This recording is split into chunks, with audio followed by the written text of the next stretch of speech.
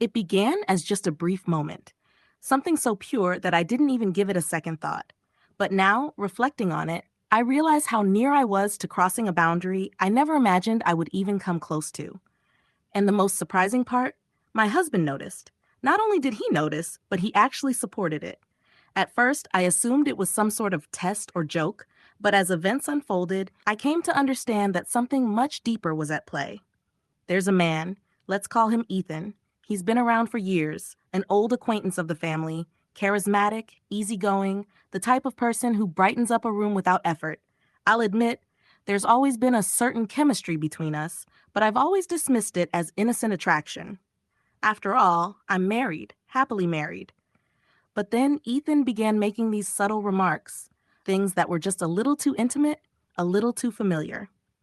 "You're glowing today," he would say, his gaze lingering a bit too long. Or, "I wish my girlfriend laughed at my jokes the way you do." I shrugged it off initially, attributing it to his playful nature, but then my husband Mark noticed. His reaction wasn't what I expected. Instead of feeling jealous or irritated, Mark appeared intrigued. Ethan's got good taste. He joked one night while we were cleaning up after a dinner party. I laughed, but there was something in his tone, perhaps curiosity, maybe even a touch of excitement, that stuck with me.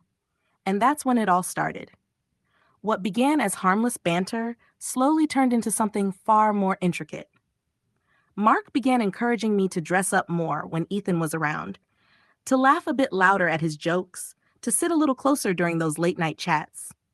At first, it felt like a harmless, silly game. But then the boundaries began to blur. One night, Mark suggested I go out with Ethan, just the two of us, to pick up supplies for a barbecue we were hosting. "It'll be quicker without me," he said casually, but his eyes told a different story. That's when I started to question everything. Was this really Mark simply being confident in our marriage? Or was there something else going on? And then, during that car ride with Ethan, something happened. A small, almost trivial moment that changed everything. Ethan and I got into the car, the evening air cool but tense in a way I couldn't quite describe. I tried to shake off the strange feeling. After all, this was Ethan, someone I had shared many laughs and memories with, always in the company of Mark or other friends. This should have been no different, right?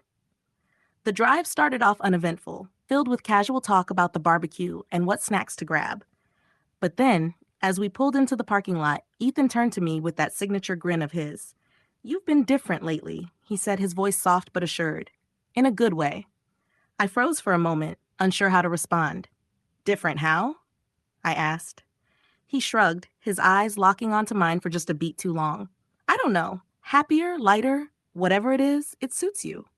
I laughed nervously and quickly exited the car, brushing off his remark as inconsequential.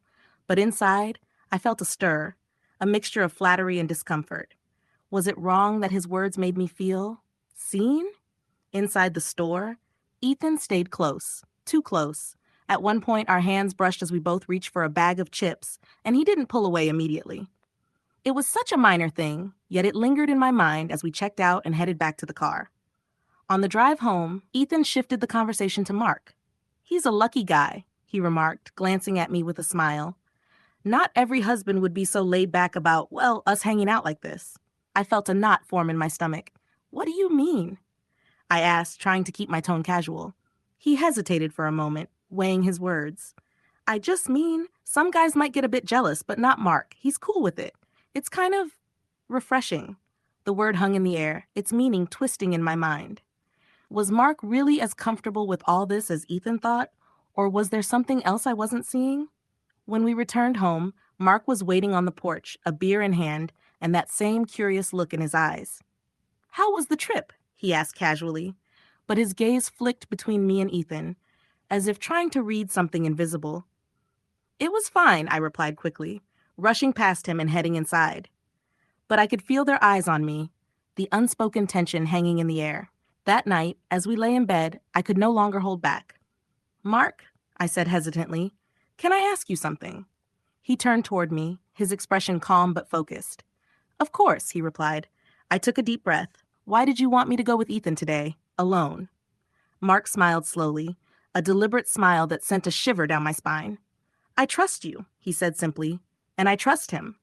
But then, just as I was beginning to feel a sense of relief, he added something that left me reeling. And honestly, I think it's good for you. You too. His words echoed in my mind long after he spoke them. Good for me? What did that even mean? I couldn't shake the sensation that Mark wasn't telling me the entire truth, but I couldn't bring myself to press him. Not yet. The next few days were oddly ordinary, or at least they seemed to be. Mark went about his schedule as if nothing had changed, while I found myself hyper-aware of every small thing Ethan said or did when he was around. It was like I was seeing him through a different perspective, and that perspective made everything feel electrified. One evening, we had another group gathering at our house, a casual dinner with some shared friends. Ethan showed up late as usual, and when he walked in, his eyes went straight to me. I felt it immediately, that same charge I'd been trying to ignore. Mark noticed too. "Ethan," he called out, gesturing him over. "You've got to try the ribs. They're her best yet." His emphasis on her made my cheeks flush. As the night went on, I caught Ethan glancing at me more than once. At one point, when I went to grab a bottle of wine from the kitchen, he followed me. "You're avoiding me," he said, leaning casually against the countertop. I laughed nervously, keeping my eyes on the bottle as I uncorked it. "I'm not avoiding you. Don't be silly." He stepped closer, his voice dropping. "You know you can talk to me about anything, right? I mean, if something's bothering you." I finally looked up at him, and for a split second, I forgot how to breathe. The way he was looking at me, intense, searching, made it impossible to pretend anymore. "Nothing's bothering me," I said quickly, turning away, but my heart was pounding, and I knew he could tell. Before he could say anything else, Mark walked in, his timing almost too perfect. "There you are," he said, his tone light, but his eyes sharp. "Everything okay in here?" "Of course," I said, forcing a smile, but the tension was tangible, and I could tell Mark felt it too. That night, after everyone left, Mark and I sat on the couch in silence. I could feel him observing me, waiting for me to say something. Finally, he spoke. "You and Ethan," he began, his voice calm but matter of fact. "You're close, aren't you?" I hesitated, unsure how to respond. "We're friends," I said carefully. "Why?" He shrugged, his eyes never leaving mine. "I just think it's interesting, the way he looks at you, the way you look at him." My stomach flipped. "What's that supposed to mean?" Mark smiled, but it didn't reach his eyes. "It means maybe you should explore it, see what unfolds." I stared at him, stunned. "Are you serious?" His expression didn't shift. "All I'm saying is, life's too short to ignore the things that make you feel alive." I didn't know what to say. Was he testing me, giving me permission, or was this some kind of trap? Either way, I had a feeling that nothing would be the same after this. The next few days felt like walking on a high wire. Every glance between Ethan and me felt charged, laden with an unspoken understanding, and yet I didn't know how far either of us was willing to go. Mark's words kept echoing in my mind. Life's too short to ignore the things that make you feel alive. It wasn't just a passing remark. It felt like an invitation. But for what? I tried to ignore it, tried to focus on the mundane, work, chores, making sure the barbecue was ready for our next gathering. But no matter how hard I tried, my mind kept wandering back to that night, to Ethan, to the way he looked at me, the way his presence seemed to draw out something in me that I couldn't quite define. The following weekend, Mark and I had a friend's wedding to attend. It was the kind of event where you'd expect everyone to be on their best behavior, but something about it made me feel even more anxious. Ethan was there, of course, and as always, he was charming, joking around, making people laugh. But there was a strain in the air whenever our eyes met. I couldn't ignore it. I found myself watching him more than I should have, caught up in the way he moved, the way his voice changed when he spoke to me. At one point, I excused myself to grab a drink from the bar, and before I knew it, Ethan was beside me. "You okay?" he asked, his voice a little too soft, a little too close. I nodded, though I wasn't sure why I felt so uneasy. "Yeah, just tired. It's been a long day." He smiled that familiar, mischievous smile that always made my heart race. "Well, we should change that, shouldn't we?" He motioned to the empty balcony outside. "Come take a breath with me. I think you need a break from all these people for a moment. I hesitated. Was this a subtle invitation? Was I reading into it? Or was something happening that I couldn't stop? I glanced back at Mark, who was talking to some friends across the room, laughing like he always did. He didn't notice me slip away with Ethan. We stepped out onto the balcony, the cool night air calming the butterflies in my stomach. Ethan leaned against the railing, and I joined him, standing close enough to feel the warmth of his body beside me. "You look stunning tonight," he said, his voice low, almost intimate. I forced a smile, not trusting my voice. "Thanks." The silence that followed was heavy. I felt like I was standing on the edge of something I couldn't undo, and yet I couldn't turn back. Ethan's gaze locked with mine, and for a moment I thought he might kiss me. The way he looked at me, no words, just this intense connection, it felt like the world had stopped spinning around us. Before I could react, he spoke again, his voice barely a whisper. "You know, I think Mark knows. He knows what's going on between us." I froze. "What?" "He's not blind. He sees the way we're drawn to each other," Ethan continued, his eyes never leaving mine. "The question is, what are you going to do about it?" I felt my pulse accelerate. Was this the moment everything shifted? Was it a trial, a temptation, or was I truly prepared to cross that boundary? Just as I was about to speak, I heard Mark's voice calling out from inside. "Hey, babe, you coming back in?" I snapped back to reality, my heart racing. Ethan stepped away from the railing, his grin fading into something unreadable. "Go ahead," he said gently. "I'll see you inside." I returned inside, my mind spinning with confusion. What had just occurred? And why did it feel like the ground beneath me had moved?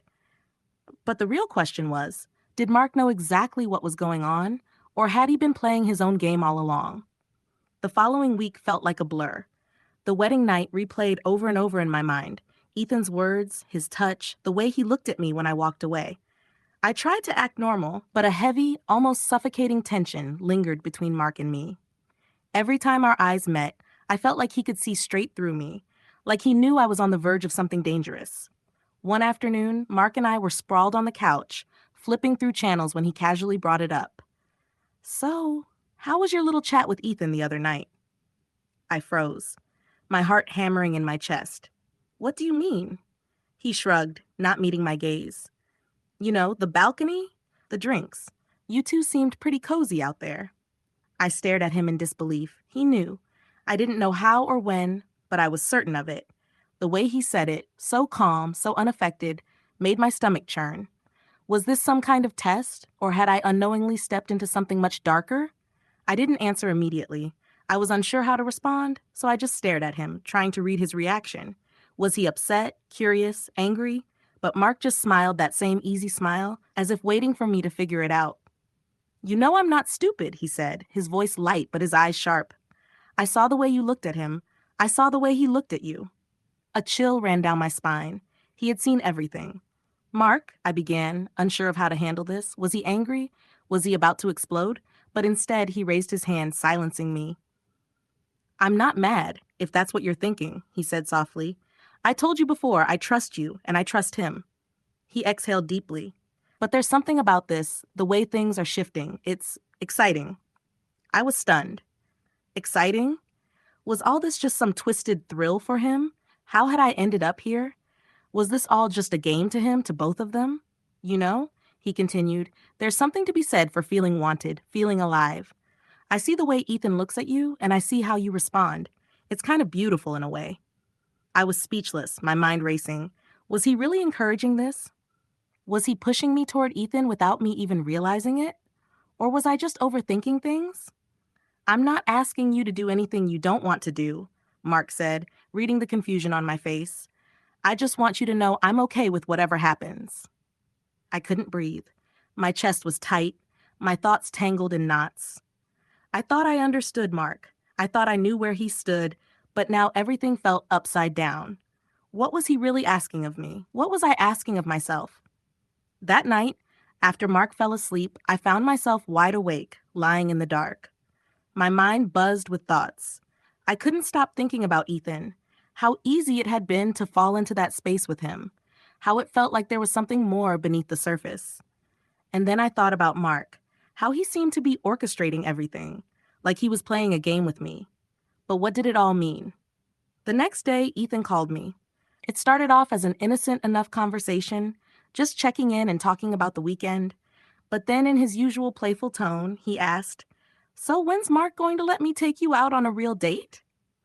I laughed, but there was a strange tension in the air, an awkward pause I couldn't ignore. "You know," Ethan continued, "I've been thinking about what you said the other night about how things are, how we've been dancing around it for a while." My heart skipped a beat. "What are you talking about?" There was a long silence, then he spoke again. "You know what? I was referring to this situation.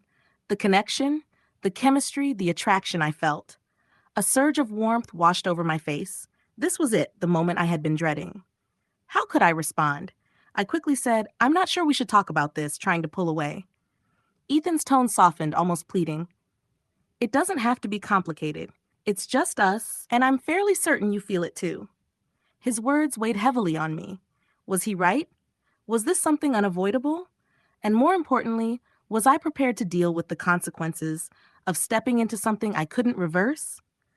The next few days felt like a slow, inevitable countdown to something I wasn't sure I could stop. Ethan's words echoed in my mind, his voice impossible to shake. It was as if he was daring me to acknowledge what had been growing between us. As for Mark, he acted as if nothing had changed. The game he was playing was something I couldn't quite understand, but I felt it intensifying with every moment. It was on a Saturday night that everything reached its peak. Mark had planned a quiet evening, just the two of us, watching movies and unwinding. But I knew Ethan would be stopping by. He had texted earlier, asking if he could come over for a drink after work. I nearly convinced myself not to worry about it. After all, it was just a casual drink, right? But the moment Ethan walked in, the atmosphere shifted. Mark didn't react. He greeted Ethan just like any other guest, his usual friendly self. But I could sense something in the way Mark smiled, a hidden layer I couldn't ignore. I could feel both Mark and Ethan playing their roles in this twisted little drama. The question was, who was I in this situation? The one stuck in the middle, unsure of where my loyalty lay. Or the one giving in to temptation? As the night wore on, the tension built. Mark was laid back, lounging in his chair, cracking jokes. Ethan, too, maintained his usual charm. But every look between us, every subtle touch, the way our eyes lingered just a fraction too long, sent a shiver down my spine, in the best possible way. Finally, after the third drink, Ethan stood up. "I should probably get going," he said casually. But I knew he wasn't finished. There was something unsaid hanging in the air, and it wasn't just about the drinks. His gaze locked with mine as he stood by the door. In that moment, I knew exactly what he was going to say. "Can I talk to you for a minute?" he asked, his voice barely above a whisper. Mark was in the other room, and before I could respond, Ethan stepped closer. I swallowed hard. "What is it?" I managed. At first, he didn't answer. He just stared at me with an intensity that made my heart race. Then, in a low voice, almost a whisper, he said, "I can't stop thinking about you. I need to know. Do you feel the same way, or am I just wasting my time?" I froze, my mind spinning. I thought of Mark, sitting just in the next room, completely unaware of what was happening right before him. The guilt hit me like a wave, but underneath it, there was an undeniable rush of excitement. Ethan wasn't being subtle anymore. He was putting everything on the line. Ethan, I don't know," I stammered, unable to form coherent thoughts. "This is wrong," I said, but he shook his head. "Is it really? Or is it just what we're supposed to believe? What everyone expects us to do?" His hand brushed against mine, and it felt as though the world shifted. I quickly pulled my hand away, stepping back. "We can't do this," I whispered. "Not like this." But even as I said it, a part of me wasn't so sure. There was a pull, a magnetic attraction that grew stronger with every passing second. Was I really going to walk away from this? The door to the living room creaked open. Mark was standing there, watching us. His expression was unreadable, but for a brief moment, I thought I saw something. Disappointment? Amusement? "Everything okay?" Mark asked, his voice calm as though he were speaking to an old friend. But I could feel the undercurrent tension in his words. I turned to face him, guilt flooding me. "Yeah, just talking," I replied. Mark nodded, but his gaze lingered on Ethan for a moment before he spoke again. Well, we should probably call it a night. Early day tomorrow. Without waiting for an answer, he turned and headed toward the kitchen. It was clear that this wasn't the end of our conversation. Ethan gave me one last lingering look before walking out the door. I was left standing in the living room, caught between two worlds. The weight of their presence in the house, combined with the undeniable pull I felt toward Ethan, was overwhelming. When the door closed behind him, it felt like I was trapped in some kind of silent war. Mark hadn't said anything directly, but I knew he knew. The silence in the house was deafening. Mark reappeared, sitting down next to me on the couch. His eyes were intense, studying me. For the first time in our marriage, I felt like he could see through every layer I had built up. So, Mark said quietly, what do you want to do now? I couldn't answer. The question hung in the air, unresolved. What was I supposed to do? How could I undo what had already started? The truth was, I couldn't. And in that moment, I realized that nothing would ever be the same. The scariest part was that I wasn't sure if I even wanted it to be.